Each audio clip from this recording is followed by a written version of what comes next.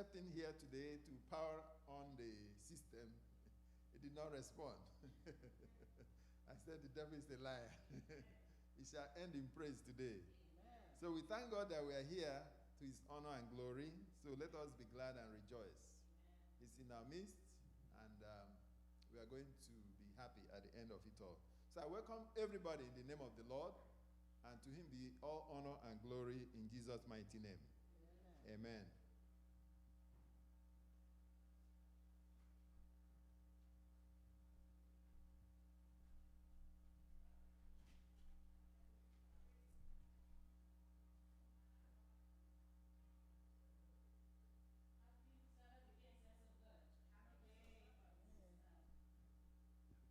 Hello.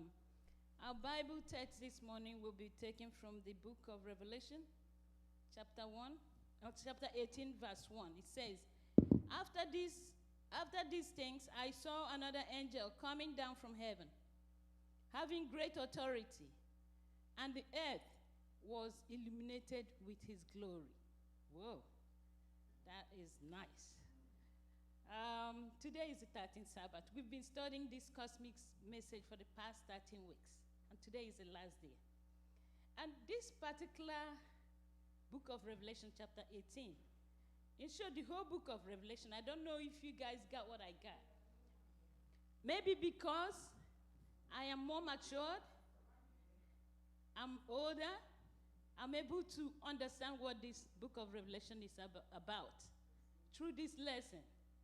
So today we are going to discuss the last lesson, which says, ablaze with God's glory. Since we've been studying about this cosmic message,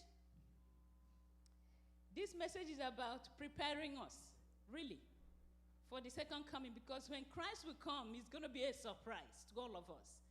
And especially to those that did not study this lesson and to those that don't know what to do. So that is the reason why we all have to really do what we're supposed to do and really put it in practice, even though we know about it. So when the redeemed shall come, when the God shall come to take his redeemed, so that we'll be among those numbers that will be uncountable. Isn't that our wish? Isn't that your wish? And it is my wish, so that I will not be judged for with what I've studied. May God bless our sister as she comes to really touch this 13th Sabbath lesson. Our gracious and loving Father in heaven, Father, we thank you for another Sabbath, another lesson, another day we have to come and think about what you have asked us to do, to study their word. You know we don't know anything, but I know you're going to come teach us through our sister. Teach us that that is hidden from us that we don't know. If there's any way that we don't know, when you come and open it up more for us. Come and bless her as she brings this lesson study to us. In Jesus' name I've prayed.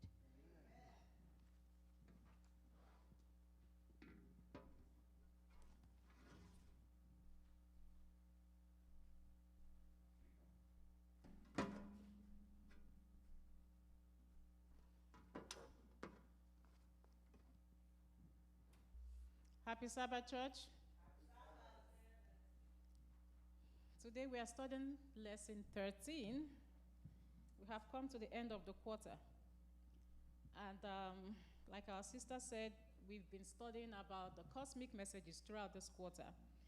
We've been looking at the three angels' message, and it looks like today's lesson we are talking about another angel, seen in Revelation 18, that came with great authority and illuminated the whole earth with his glory.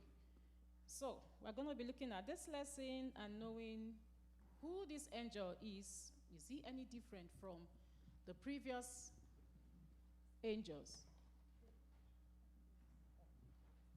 With the previous angels, if he's any different. And so we've been looking at these cosmic messages and what is going to actually happen in the end time. When is the end time, if I may ask? Thank you. Now.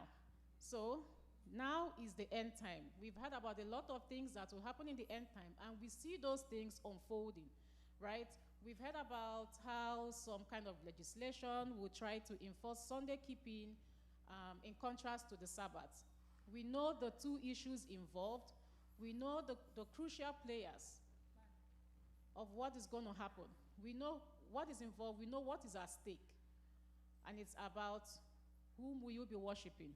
Are you going to be worshiping the one true God, of which those who do that will have their names written in the book of life? Or will you be part of false worship, of which those names would not be in the book of life? So, soon, the final events will unfold. Where are we going to be? What decisions are we going to make?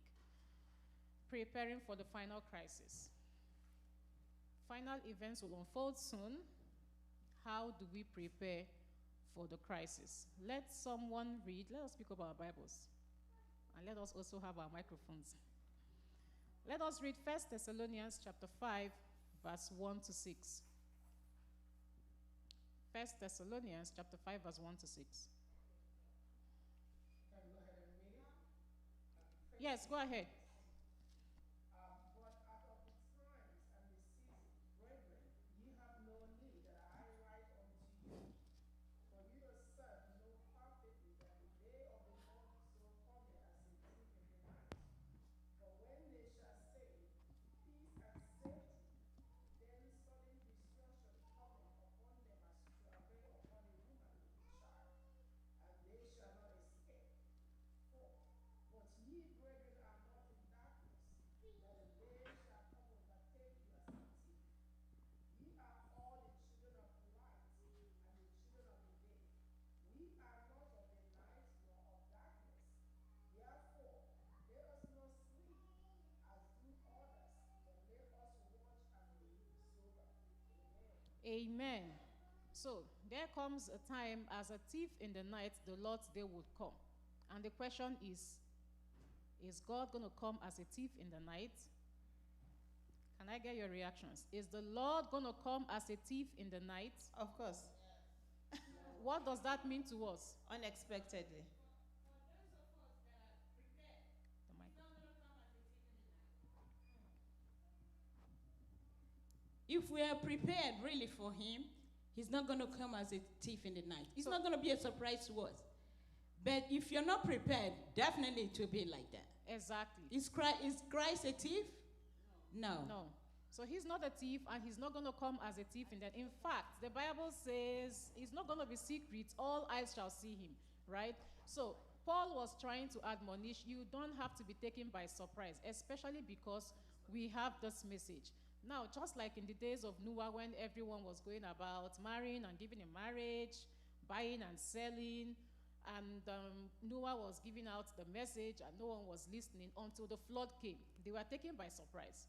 The same thing to us today. We have the message, and that is why Paul is coming to us in 1 Thessalonians 5 verse 1 to 6. We have the message already. What do we do with it?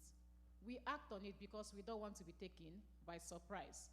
So it's possible that the angels right now, going around about their duties, rushing to see how they can prepare the final task. They don't want us to be taken unawares. We don't want to be caught up by the surprise. And that's why Paul warns, you brothers are not in darkness. Why are we not in darkness? Because we have the message, right? You brothers are not in darkness. You are children of light. You have the message. So watch and be sober. Are we supposed to keep our eyes open throughout? No sleep? Is that what it means? What does it mean to be sober in this case? To be spiritually alert. Don't be lax. You have the message. What do? We act on it. How do we prepare for the final crisis? How do we prepare for the final crisis? By studying our Bible and praying and telling others. Exactly. So we have the Bible already. We have received the word. The Bible gave us the truth, gave us the message. In it, we find the message. So what do? We read. We study, we receive the word of God and leave the ones of the world. Jeremiah 23:21 says, I have not sent these prophets, yet they have spoken. I have not spoken to them yet, they have run with the news. So you're reading the Bible and you're seeing things that, or you're reading a book, or you're following people and you're seeing things that will not coincide with the Bible. What do? It is not of God. That's why you have the Bible to direct you. And so we're looking at all these kingdoms, the sequence of kingdoms in Daniel chapter 2, from back then, King Nebuchadnezzar and all. And we see as all these things began to unfold and came to reality, what should that teach us about trusting God, and how, if he says this will happen, it would happen? How should that, help us and strengthen our faith, or help us to believe in what is to come? I'm asking a question. Yes. So, I said we see what happened in the account in Daniel chapter 2 about the kingdoms that came to be as were predicted. Everything happened as predicted. Everything that was prophesied in the book, in the Bible, happened. How should that strengthen you, and how should that teach us about how we can trust God for the later days? If it has happened before, it will happen again. It only tells us, exactly, it only tells us that there is no reason to doubt. If God said it will happen, it will happen, right? It will happen. So there's no reason to doubt the word of God. When you see it written in the Bible is the word of truth, then definitely it's going to play out the same way that it has been written. And so Paul tells us not to sleep as others do, not to slumber. Doesn't mean we're not going to sleep, but it means take it seriously. Don't be lax. You have the message already. You don't just go, okay, whatever will happen. Or yes, we know the truth, and you don't act on it. Because even if you know the truth, you might be sleeping, right? You have received the message, you keep it in your mind, and then you don't act on it, and you just lax. You're lukewarm. So Paul is saying, do not sleep. Be spiritually alert. Be vigilant. Be watchful. Be watchful means be sober. Take it seriously that these things will happen. You act on it. You wait for it. You anticipate it. It's just like if you were told a robber was coming to your house tonight and you knew the exact time, I'm sure you would already maybe have been calling 911 and they will come around and ambush, right? But if you did not know a robber was coming, then you're taken by surprise and all this wailing and whatever going on. It's the same thing with the coming of the Lord. Is there a reason for us to take this preparation seriously? Yes, because we don't want to be taken by surprise. When you're taken by surprise, it means that you have fallen off of the wagon of those who are the true worshippers. And so in preparing for the final crisis, John 14 verse 15 says, if you love me, keep my commandments. So everything is in the word. The commandment of God helps you prepare. You keep the commandments, you do as he has said, it helps you prepare for the final crisis. Knowing truth.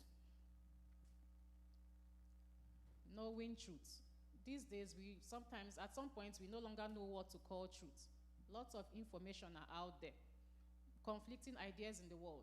It's like it's a marketplace. Christianity itself is full of different doctrines. It's just like a marketplace. How do we decide what is the truth? Do we base it on our emotions? Is it, how we feel that day, or what has worked for us? Oh, it worked for me the last time, it must be the truth. Or it is a tradition or culture passed down from generations to generation. Is it something someone has said, human authority? Do we base our truth on human authority? How do we know? Or majority does it, and so it becomes the truth? No. There has to be evidence for it to be the truth. There has to be some form of authority. Where do we get our authority for the truth from? Let's read John chapter 17, verse 17. John 17:17 says, sanctify them in the truth. Your word is truth. So what is truth? God's word. Your word is truth. So the Bible is the authority we will have for the truth. In the Bible, we have evidence of the truth. There is no reason to be deceived. Here says the key to everything is the Bible. As long as people stick to the Bible and follow what it teaches, they will not be deceived in the final crisis, particularly regarding the Sabbath. So that is the word we have as the truth. The Bible is the truth. So in terms of knowing the truth and not being deceived, pick up your Bible and read. Yes. Okay, thank you. We live in an age where they tell you the truth is relative. Before, we used to live in a time where the truth was absolute. It is the truth, is the truth. But now, if they tell you this thing is blue, somebody will tell you that it's what? It depends. You see, the Bible, you can only have one truth. And God is not a God of confusion. And that's why the Bible remains the book that guides people and leads us in the path that God has set for us. If we look through the Bible, we find that every single issue that man has today, the truth about it is in the Bible. But in the world, we have different versions of it. Talk about marriage, who to marry, how to marry.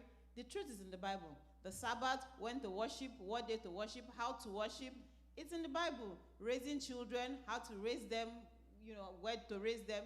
It's in the Bible. Every single thing, every issue, even death. Death, the issue of death, will there be life after? Scientists are still looking for life after. What is the truth? The truth is, after death is judgment. Man can never live forever. They are still trying to find out technology if they will live forever so that some people can come back. So the Bible tells us everything we need to know. But the unfortunate part is people have left the Bible to look for other truths. During the week, I saw something. Somebody said, you cannot be led by the Spirit of God and still be led by your zodiac sign. A lot of people, yes, a lot of people like the zodiac, today is this one, and this is what it says about me. How is the Spirit of God supposed to lead you when you are being led by one confusion somewhere? God is not the author of confusion. And so the problem we have is all these things have subtly gotten into our mentality. And you see, that is why the Bible says we should not sleep. Because it's easy for you to say stay awake. When you say stay awake, it means your eyes should be open. But you see, the problem is, even in Christendom, with the word of God that we know, the word of God is like black and white. But you see, when we go and meddle with other things, they are colorful, they are fancy. So before you know, they start seeping into your head. So your action starts to replicate the things that are seeping into your head. At that point, you are asleep. And that's why Paul is saying, how do you wake those kind of people up who have mixed everything together? Yeah. But if we're able to use the word of God as the basis of everything we believe, even in business, every single thing, if you follow the word of God, you can never go wrong. Exactly. Amen. So in essence, the truth will always be unified. There is always that harmony because it's coming from one source. I mean, we may not know all the truth, right? It would be ridiculous to think that or to presume that you know everything. But the one you know, what are you doing with it? So if there are contradictions in your truth, then it is not the truth, right? So there are reasons why knowing the truth is important. Let us read John chapter 8, verse 32. John chapter 8, verse 32. John 8:32 says, and you will know the truth, and the truth will set you free. So why is the truth important?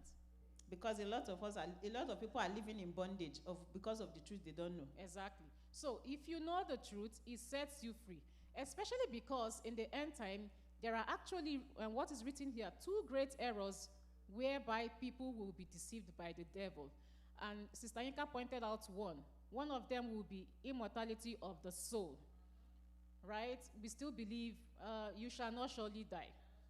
There is a place you will go after being dead or whatever.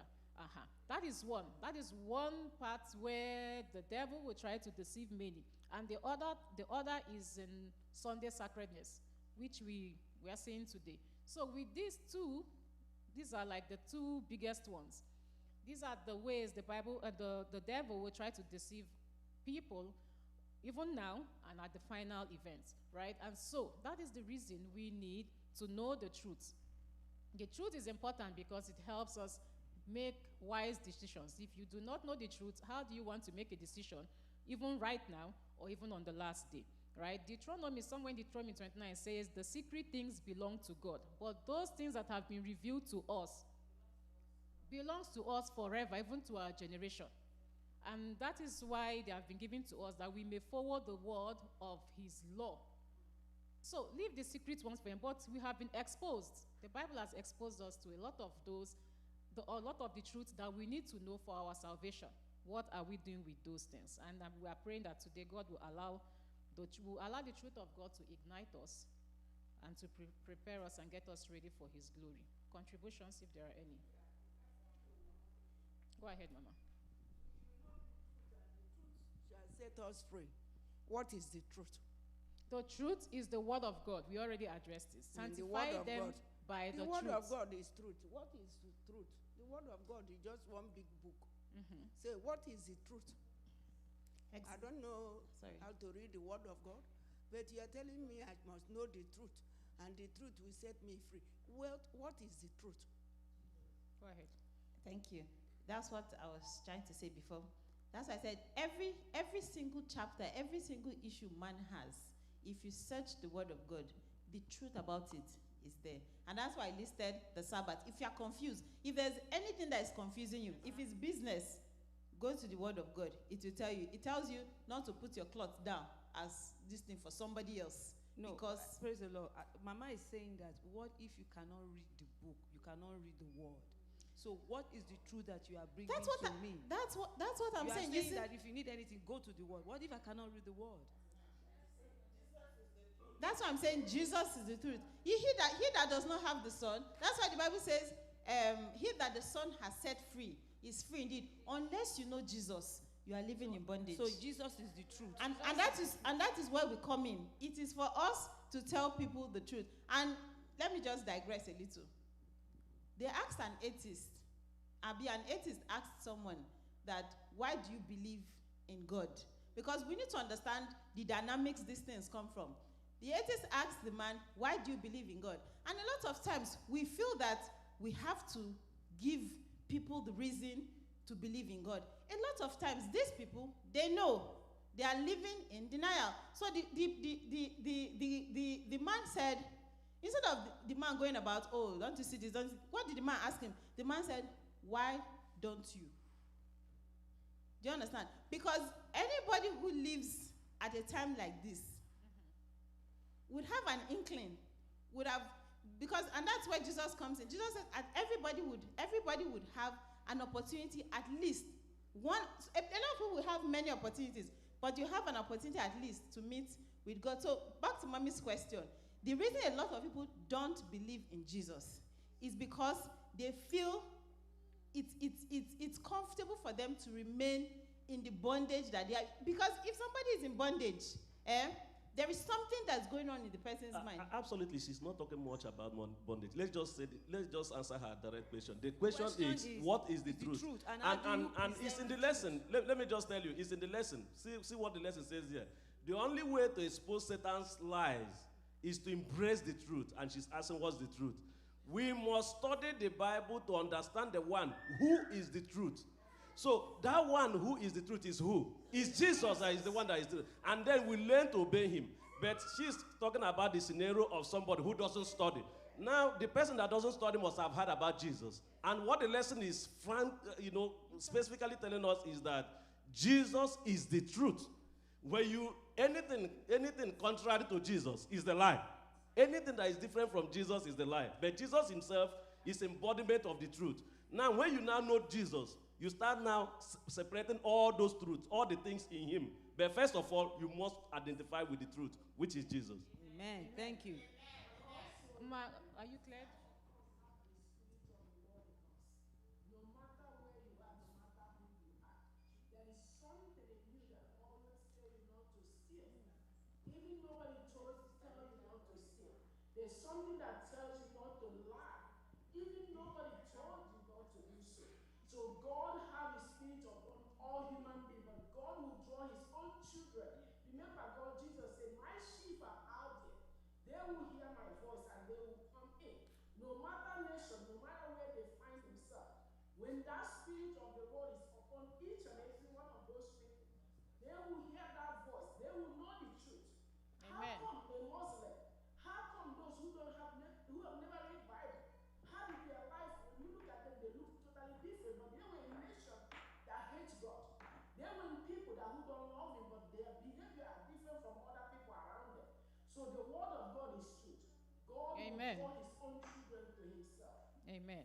And just to answer Ma's question about when you cannot read, that is why the truth must be shared. It cannot be kept to only you. We have to what? Share it. The Reformation continues. When we talk about reformation or Dedevi, you have a microphone?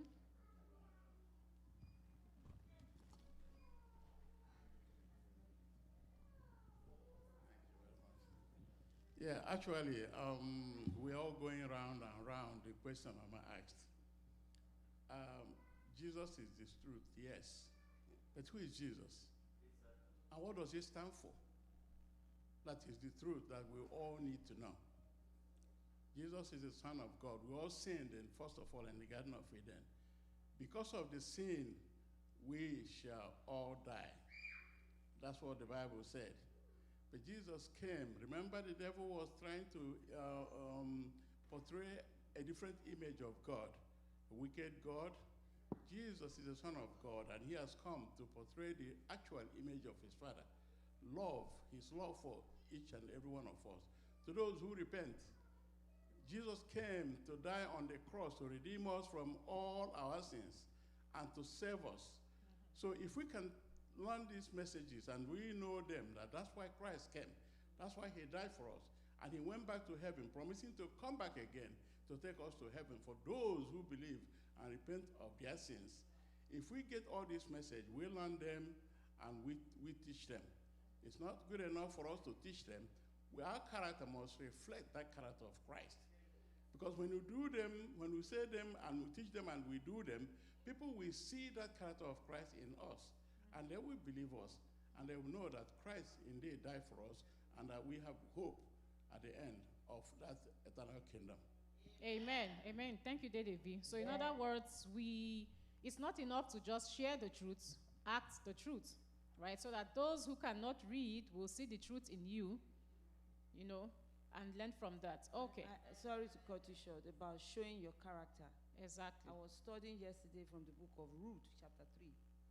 And it says that the whole community knows you to be an honorable woman.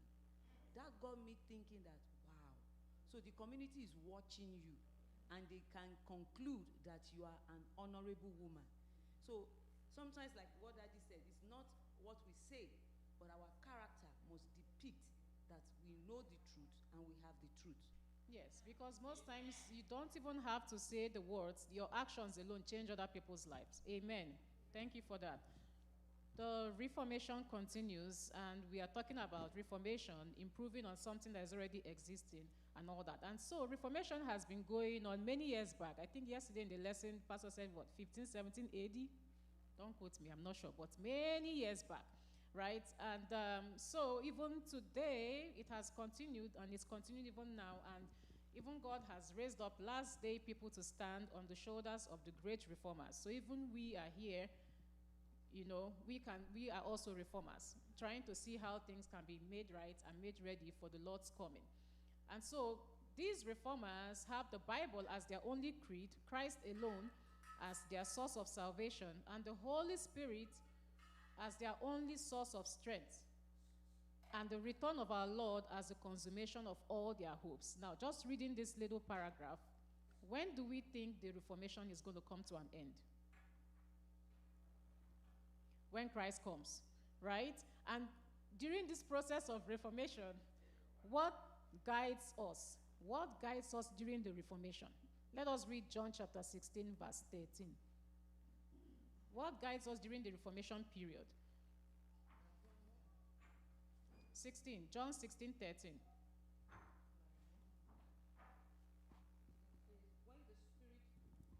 When the Spirit of truth comes, he will guide you into all the truth, for he will not speak on his own authority. Exactly. But whatever he hears, he will speak. Amen. And he will declare to you the things that are to come. Amen. So, during this period of Reformation, two things that are guiding us. The Holy Spirit is one, just as the Bible has pointed out. He will guide us into truth. What is the next thing? The Bible. The Bible is there to also guide us. The Bible says, thy word is a lamp unto my feet and a light unto my path. So it is there for what? Direction. And so let's go to Revelation 18, which we are studying this morning. Revelation 18, verse 1. We see another angel that was not mentioned before, right? If we read Revelation chapter 18, verse 1, let someone get it. What are some of the After these things? things, I saw another angel coming down from heaven, having great authority, and the earth was illuminated with his glory. Okay. Can you, from this verse, what are some of the things we see that describe this angel? He was coming out from heaven. Yeah. He has great authority. He has great authority. And the earth is illuminated with his glory. So the earth was illuminated with his brightness or with his glory. Is there anything that makes us think that this is a different angel from the ones we have been studying? Yes, that's the fourth angel. Is there anything that makes him a little different from the previous, He other three? He has authority. That's great, not just authority. Great authority. Great authority, Yes. and Most of them came out, spoke with a loud voice. Everyone spoke with a loud voice. But this particular one has great authority, and the earth was illuminated by his glory. You begin to think that it sounds like My own version say with his glory. With his So glory. it got to be someone special that is Exactly. different from other. So it sounded like it was too much glory for just a created being, for just an angel, right? He had too much glory. And at the time he came, it was looking like, when he spoke, it was looking like it was one last desperate call he was making.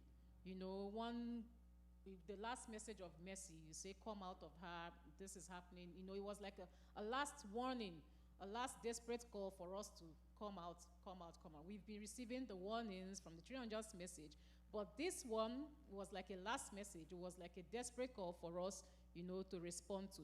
And so when we are talking about this angel and the kind of glory he came with that illuminated the whole world, let's go to Wednesday lesson and find out what kind of glory that is. So if we read, I don't know if we have the time to read all of them. Let someone read Revelation 4:11. 4:11 says, "You are worthy, O Lord, to receive glory and honor and power, for you created all things, and by your will they exist and we are created." Amen? Amen. So just as an introduction, we see that Satan from the very beginning had been a rebel and telling people how God was too strict, restricting us. He didn't give us choice. He gave us, restricting our freedom and all this stuff. And Jesus came, died our death, right? died our death, took our sin, died the death for us, paid it all.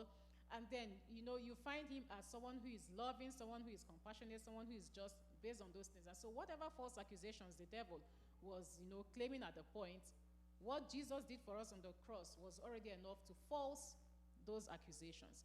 And so with that, you see in Revelation 4:11, the words that were described or associated with God's glory, which is from where Elder read, how God is worthy and just to receive glory, to receive honor, to receive power.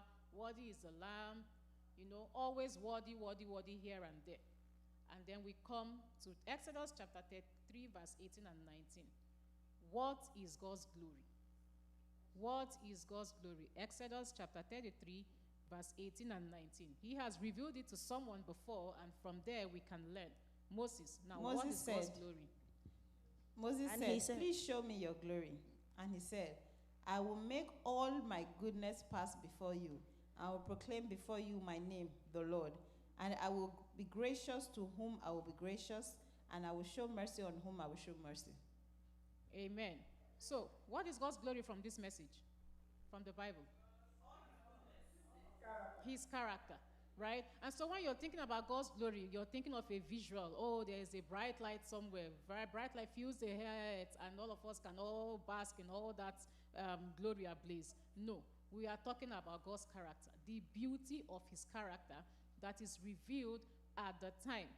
And so when we are thinking of how will this glory, God's character, spread and fill the air, this is where I want your reactions. Have we thought about it? It's not just glory, God's glory, but when they say how his glory fill the earth, how will that glory, we are talking about the beauty of his character, how would it fill the earth? Thank you. Now, this is the true definition of who Jesus is, because somebody was asking who is Jesus, or how we're supposed to say Jesus. The Bible records that Jesus, all of God's fullness dwelt in Jesus Christ. All of God's goodness was the person of Jesus Christ. Now, who are we supposed to be? We are supposed to be mini Jesuses wherever we are. People are supposed to see all of God's goodness in me. When they see it in me, they see it in you, they see it in you, they see it in you. They will know that there's something different. And that is why I believe, yes, and that is why I believe, the Bible also, the lesson also refers us to Habakkuk chapter 2, verse 14. He says, in the last days, the earth will be filled with the knowledge. No, how did he put it? Is it the glory of the knowledge, or the knowledge of the glory? Anyway, it will be filled with the knowledge of the glory of God. There is the knowledge. People will know. A lot of people know. We underestimate the power of the Holy Spirit. That is one thing that, I think we are underestimating as the body of Christ. Amen. Yes. You see, the one way, okay, how do you tell that I'm a part of a family and I'm different from another part of another family? Is that I would exhibit the character of that family, right? So how do I exhibit that I am Christ? I have to exhibit the characters of Christ. And that's how his glory will be known. Because we, as mini Christ, as Sister Yinka put it, we have to exhibit his character. So we have to be like him, live like him, love like him, show all that he is through our character. That's the only way God's glory can be revealed. Amen. So from that verse. And also remember here in 18 verse 2 is mentioned, and he cried mightily with a strong voice, saying, Babylon the great is fallen. It's from God is showing that he does not want anyone to be what? Destroyed. His character is calling out the sinners to repentance. Come out of her, my people, because God does not want us to be part of this what? Wicked Babylon. God is calling all of us out of it, no matter where you are. That shows that God loved. That Bible said that John 3:6 that God does not wish that anyone should what? Perish, but come out. Come out, because this is falling. No matter how great this Babylon look like, he's warning us. The great angel is saying that it's falling. So come out of her so that you are not part of that destruction. Amen. That reveals the character of God. Amen. God is calling all of us. I wanted to know can we contrast God's authority and God's glory? We talked about the great authority in the other day. What's the difference between the two? What's the difference between God's authority and now God's glory? Because both of them are filling the earth. How do we contrast the two? The authority is the creator of the universe. He is a creator. Even though he's the creator, he's still pleading. The character shows that God is merciful. As we read in Exodus 33:18, he showed that God revealed the glory to who? Moses, that he's merciful, does not wish that any should perish, but to come to what? Repentance. He is the creator. That's the authority. He owns the whole thing. But still yet, he humbled himself. Can you imagine leaving the glory of heaven, coming to our own point to be like us? He revealed his love and he revealed his character. Amen. Okay, you want to say something? I believe the question refers to contrasting between the two.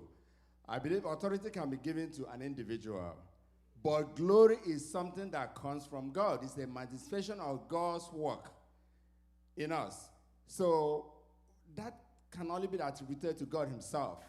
But authority can be given to someone, which can also be taken away. So there's two different things here, but God has both of them. But the glory is his manifestation and attributed to him. I would beg to differ. You see, God's authority is the right that he has. Now, the glory of God is the manifestation of his authority. If you look at the definition of what glory is, it says it's praise, honor, distinction extended by uncommon consent. For somebody to have authority, it has to be revealed in the person's glory. So God's glory is a manifestation of his authority. All of us have authority. In Matthew 28, verses 18 and 19, Jesus said he has given us authority.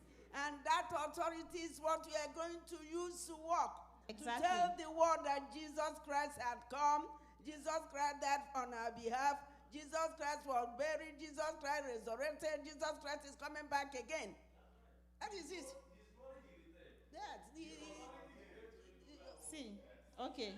So, okay, no, wait. We are mixing it up. God's authority, he shared it with us. It's not as if he doesn't lose his authority. Exactly. When he shared it with us, the reason he shared it with us is so that we can be little Jesuses. When we are little Jesuses, when we do the things Jesus do, when you touch somebody and he's healed, the glory of God is seen in that person. Now, authority, you don't see it, but you see the glory. You experience it. You see it. We are saying the same thing. He shared the authority, but did he share the glory? It's okay. Did he share the glory? So that's what we are saying. He shared the authority. We're all saying the same thing. He didn't lose the authority to anyone. He didn't lose the authority to anyone. But he gave you authority so that you can be part of the big picture. What he wanted. You know, when he sent out disciples, he gave authority. He gave authority here. With that authority, things happened. They came back positive. That is even the only way you can go and talk to someone and tell someone about the good news, and you come back with something positive. You come back with a positive result. So he did not lose it, but he shared it with you, so that you too can do the work here on earth and share with someone else. But the glory he retained. Even the lesson says there is no glory for us in our good works. Glory is not your own, right? God all the glory. There's no glory. Yeah. Class. All glory belongs to God. That's all. Yes. Can I say something? 1 second. Can we have one class? Let's have one class. Yes, Adenia, go ahead. Yeah. The contrast between authority and glory. Can we go to Exodus 33, verse 18 and 19? God himself told Moses what that glory is. Can somebody read that so that we hear it? God himself said what? And I beseech, and he said, I beseech thee, show me thy glory. And he said, I will make all my goodness pass before thee, and I will proclaim the name of the Lord before thee. And I will be gracious to whom I will be gracious, and show mercy on whom I will show mercy. Mercy. So that's 19. His compassion. His mercy. That is his glory. If we are contrasting. Yes, so that is his glory. That is the character of God. Goodness, mercy, compassion. And then you go to Galatians chapter 5, verse 22. Love, joy, peace, patience, kindness, goodness. All that is in his character. And then you come to 1 Corinthians chapter 13, which talks about love.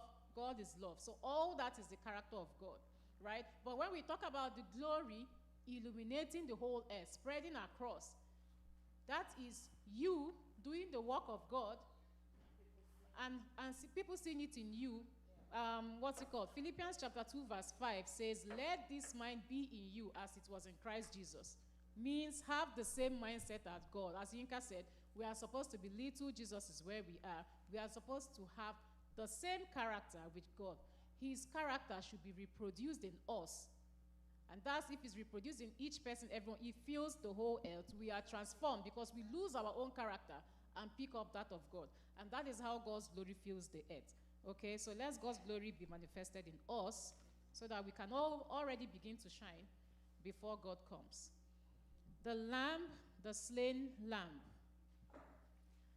Revelation is a book that most of us shy away from, even myself. People like me do not like to read Revelation. But Revelation chapter 1 verse 3 says, blessed are they that read and those who hear the words of this prophecy and keep those things which are written in it, for the time is near. So definitely it's an important book to read. It opens your eyes to what you should know, tells you what you should know and how you should cope with the end time. And so looking at Revelation, we've looked at, Daniel and Revelation gives us a lot of symbols we've known in the past. Angels flying in the midst of heaven, the dragon in heaven, And what was that again? The woman riding a scarlet beast and all. Yes. And then it now brings us to another image or another symbol found in Revelation. What is that symbol? If we look at all these passages, Revelation 7:17, 5, 6, 8, 12, and all that, we are talking about the lamb. The lamb. What does the lamb signify? What is the symbol used for the lamb? Who is the lamb? Jesus Christ, right? And then he comes to say the lamb, it says the lamb, the slain lamb. Sometimes we say the lamb that was slain from the foundation of the world. Why the slain lamb? Why is it put that way, the slain lamb, if it's Jesus? Without the shedding of blood, there's no remission of sin. Everybody on earth is sinful. So it takes a lamb. And you can't just have the lamb without it being slain. And so since he's slain, he has made atonement for us. And that is why we can now have this revelation telling us that there's still life after Eden. Okay. All right. I just wanted to say, you said from the beginning. So I'm saying even from the creation of man, there was that provision there. He has already he had already devoted himself to doing this for us. When God said, who will I send? Who will go? Yes. So Jesus made that ultimate sacrifice from the beginning, from the creation. Yeah. So God made him who had no sin to be sin that we may become the righteousness of God. So basically, Jesus was crucified. He is the lamb, the slain lamb. So he was crucified that we may have life. And so it appears many times in the Bible. The question here why it appears many times in the Bible because it is important. The lamb appears, Jesus appears. The symbol was, someone said Jesus as the symbol was used in the Bible about 26 times in Revelation for Jesus to mean the lamb. And so it comes this many times because he is like the centerpiece. You cannot be thinking of anything without thinking of Jesus. If you think of your existence alone, you think about Jesus. You think of your salvation, you think about Jesus. So it's like the focal point. And there is no better way to explain it than how it was written here when it says not only is he a lamb, but also the slain lamb, we talked about that. That is Jesus crucified. Here is the heart and soul, not only of all the Bible, but also the book of Revelation. So we cannot be faithful to our calling. We cannot do the work that God has raised up us to do unless we have the lamb, the slain lamb, Jesus crucified, a sacrifice for our sins as the focal point of our message.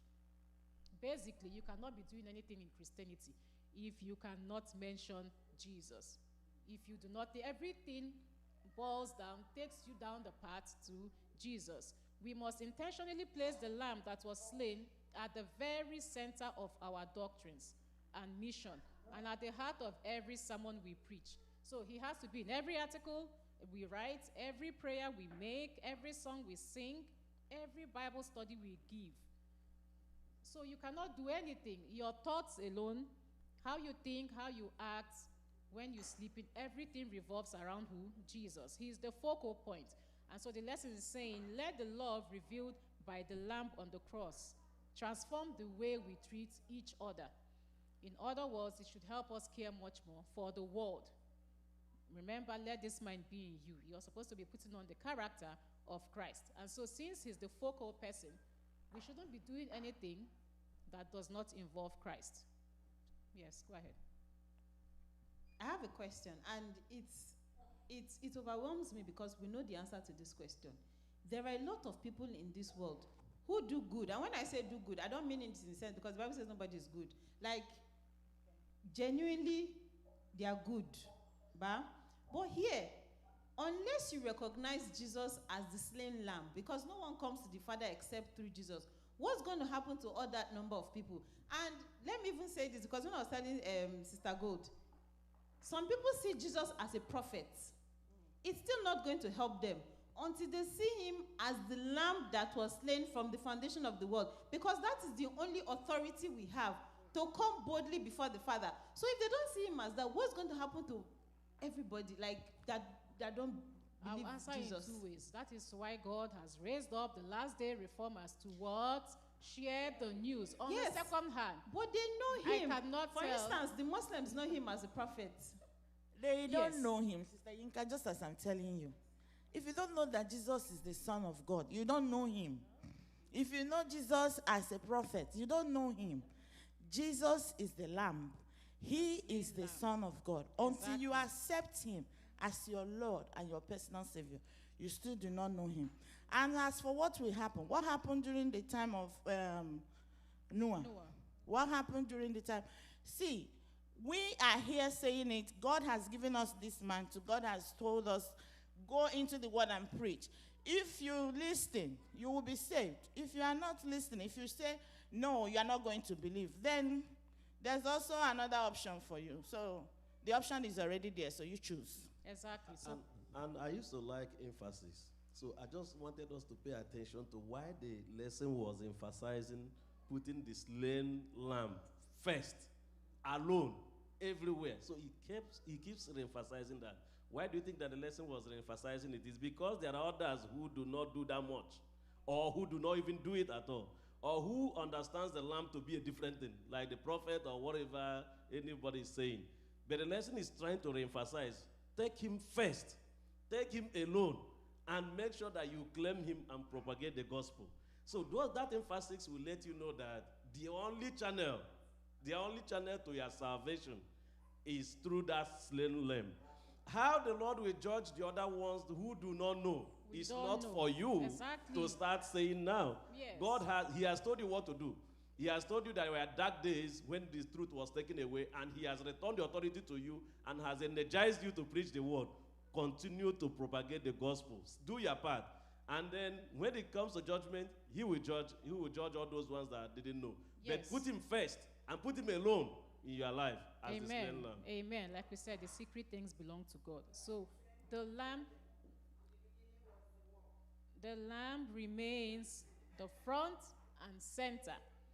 The slain lamb, the front and center. So what he has done for us, what he's doing for us now, what he's still going to do till the end, he himself ultimately is what the three angels message is all about. So Christ, Jesus, is the focal point in all the messages we have had, even that from the three angels message, and that is the focal point of Revelation. This is the end of the lesson. Thank you for participating. Teacher, I don't know if you landed on Tuesday lesson about this special angel with all the characteristics. Who is that angel? We talked about the angel. That angel looks like the Son of God, Jesus, because he came with so much glory that illuminated the old glory only him can have, and not created beings. We talked about it, sir. Beautiful. Thank you.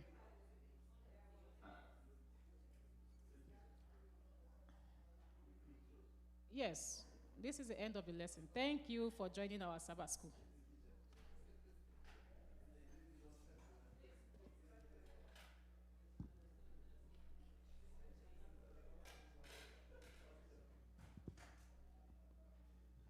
Thank you. That was a beautiful lesson.